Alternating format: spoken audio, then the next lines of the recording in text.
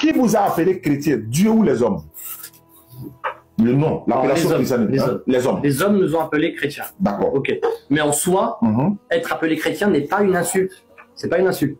Chrétien veut dire, à ce que j'ai entendu, petit Christ.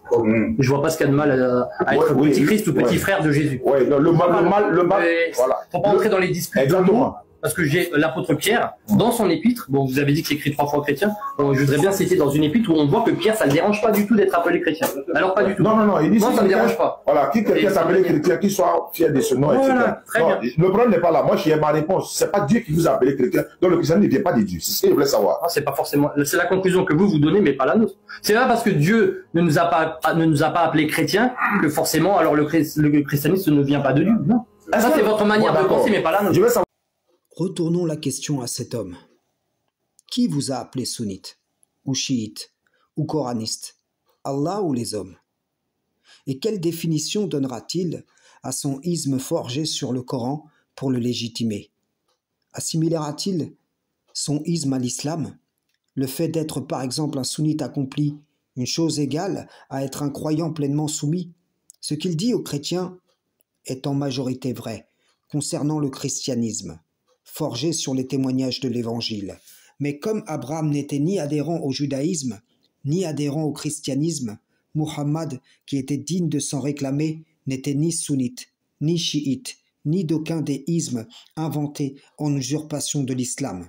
Et là, la majorité des gens se font duper, car ces gens dissimulant l'étiquette de l'appel de Satan qu'est leur idéologie, construite sur la base du Coran, se présentent comme étant des dignes fils de l'islam.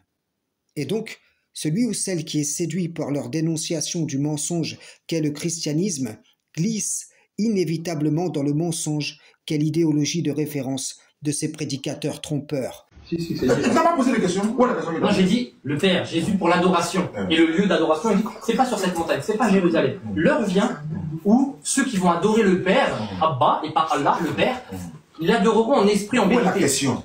Je te dis, déjà par rapport à l'adoration avec la Kaaba, la Mecque, Jésus n'a pas dit que l'adoration se ferait là-bas. Non, il a dit que déjà Dieu est esprit. Dieu est esprit. Est-ce que Allah est esprit? Je peux répondre. Est-ce que Allah est esprit? Je peux répondre. Et est-ce que Allah c'est Abba? Est-ce que je peux répondre? Voilà. 2 questions. Est-ce que Allah est esprit?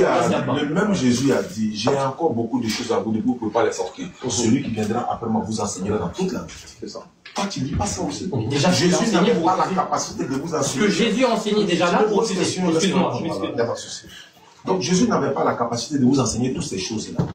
Jésus n'avait pas la capacité de leur enseigner ces choses-là, dit cet homme, ou ceux à qui il s'adresse n'étaient pas en capacité de les porter. Ce que dit cet homme est très grave, et cela s'inscrit dans l'esprit du sunnisme.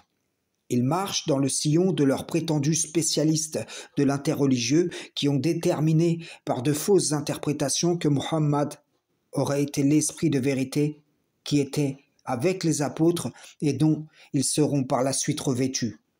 Ils ont l'art de Satan de rabaisser un messager pour en élever un autre, alors qu'ils ont reçu l'ordre de ne faire aucune distinction entre les messagers d'Allah, et ceci pas uniquement dans la foi. L'idolâtrie de Muhammad, omniprésente dans l'idéologie sunnite, transparaît dans leurs prédications, pervertit leur réfutation et en définitive rend vaine leur action. Leur effort s'égare, tandis qu'ils sont persuadés de faire le bien. Frères et sœurs en islam, salam, shalom.